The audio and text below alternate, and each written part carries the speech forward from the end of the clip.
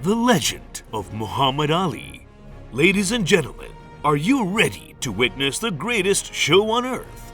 No, it's not the circus, it's the legend of Muhammad Ali. He was more than just a boxer. He was a cultural icon, a political activist, and a humanitarian. So put on your gloves, lace up your sneakers, and get ready to rumble, because the legend of Muhammad Ali is about to begin. Muhammad Ali was born under the name Cassius Marcellus Clay Jr. on January 17, 1942, in Louisville, Kentucky. He was named after his father, Cassius Marcellus Clay Sr., who was named after the 19th century Republican politician and abolitionist Cassius Marcellus Clay, also from Kentucky. Clay Jr.'s father was a sign and billboard painter, and his mother, Odessa O'Grady Clay, was a domestic helper. Although Cassius Sr. was a Methodist, he allowed Odessa to bring up both Cassius Jr. and his young brother, Rudolph Rudy Clay, later renamed Rahman Ali, as Baptists. Clay Jr. attended Central High School in Louisville, where he struggled with dyslexia, which made reading and writing difficult for him throughout his life. Cassius Marcellus Clay Jr. grew up in a time when racial segregation and discrimination were all too common. One incident that really stuck with him was when he was denied a drink of water at a store just because of the color of his skin. This kind of blatant discrimination had a lasting impact on Ali and likely contributed to his fierce determination to stand up for what he believed in. But it wasn't just the small, everyday acts of discrimination that affected Ali. He was also deeply affected by the 1955 murder of Emmett Till, a young African-American boy who was brutally killed for supposedly flirting with a white woman. This tragedy shook Ali to his core, and he and a friend even took to vandalizing a local rail yard in protest. His daughter Hannah later shared that Ali told her that nothing ever shook him more than the story of Emmett Till. And really, who could blame him? This kind of injustice is enough to shake anyone to their very foundations. But Muhammad Ali, being the strong and resilient man he was, used this pain and anger to fuel his activism and fight for what he believed in.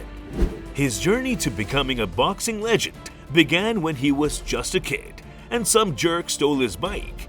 Ali was so angry that he vowed to whoop the thief. Luckily, a wise police officer named Joe E. Martin stepped in and told Ali that he better learn how to box first.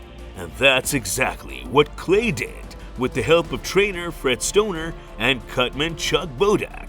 If you've been enjoying this video, our YouTube data shows 0.1% of our viewers aren't subscribed, and it looks like that's you. So do us a huge favor and hit that subscribe button and turn on post notifications so you never miss another video. Clay had a pretty impressive amateur boxing career, winning 6 Kentucky Golden Gloves titles, 2 National Golden Gloves titles, an Amateur Athletic Union national title, and the light heavyweight gold medal in the 1960 Summer Olympics in Rome. His amateur record was an impressive 100 wins with only 5 losses. But it's not all sunshine and gold medals in Clay's story. There's also the tale of the time he was refused service at a whites-only restaurant and got into a fight with a white gang.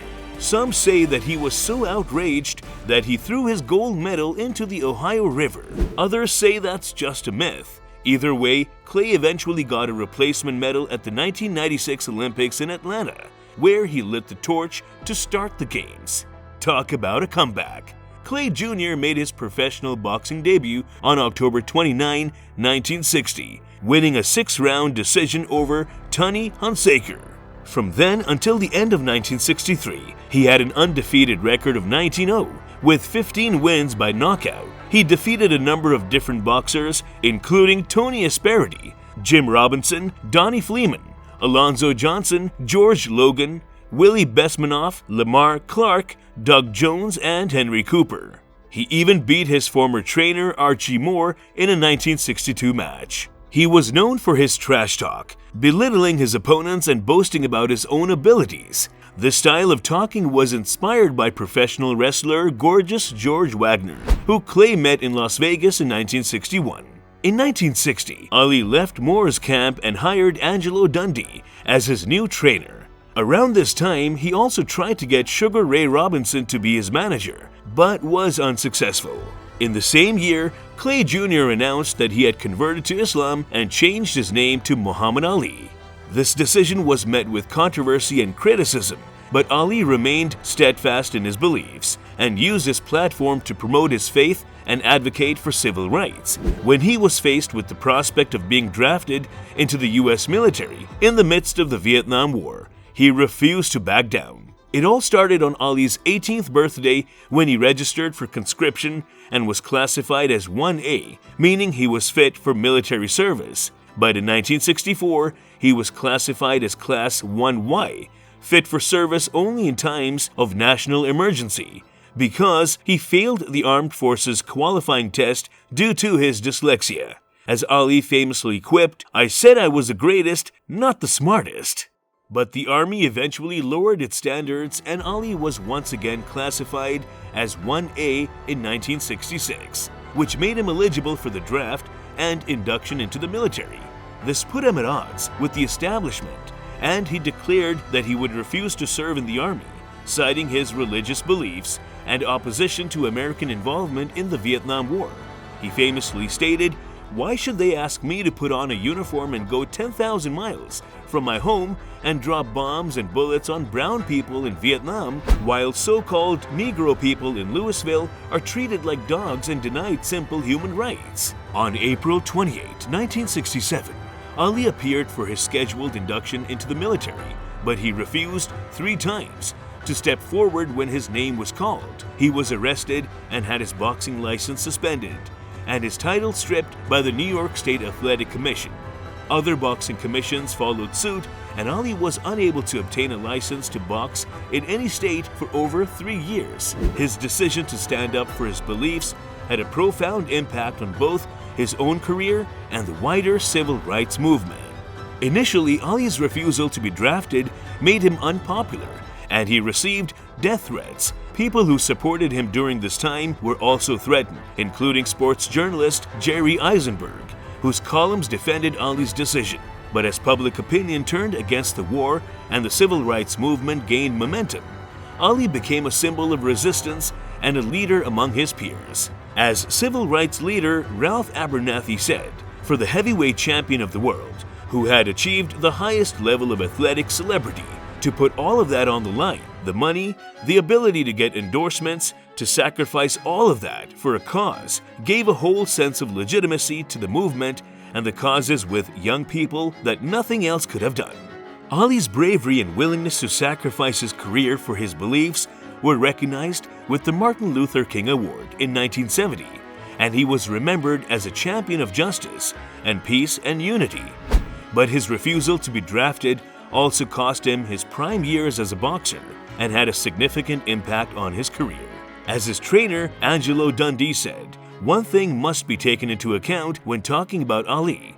He was robbed of his best years, his prime years." Even the government was keeping an eye on Ali, with the National Security Agency (NSA) intercepting his communications as part of a secret operation called Minaret, which monitored the communications of leading Americans who criticized the Vietnam War. And the FBI also targeted Ali as part of its COINTELPRO operations, which included illegal spying on activists involved in the civil rights and anti-war movements. But despite all the challenges and controversy he faced, Ali remained true to his beliefs and never wavered in his conviction. As he once said, "I know where I'm going and I know the truth, and I don't have to be what you want me to be. I'm free to be what I want." And that's what made him not just one of the greatest boxers of all time, but also one of the greatest heroes of his time. Ali remained free in the years between his conviction and the US Supreme Court ruling on his case. During this time, he became a popular speaker at colleges and universities across the country, where he gave speeches on topics such as civil rights and his opposition to the Vietnam War. And when the Supreme Court finally overturned his conviction in 1971, it was a victory not just for Ali, but for all those who opposed the Vietnam War. So while Ali may not have been the greatest speller, he certainly had the courage and conviction to stand up for what he believed in. And that's something that will always make him one of the greatest. Over the course of his career, Ali became known not only for his skills in the ring, but also for his wit, confidence, and charitable work. He engaged in several high-profile fights, including a rematch with Liston, a showdown with George Foreman, and a trilogy of matches with Joe Frazier. As Ali entered his later years, he began to experience a physical and mental decline due to Parkinson's disease.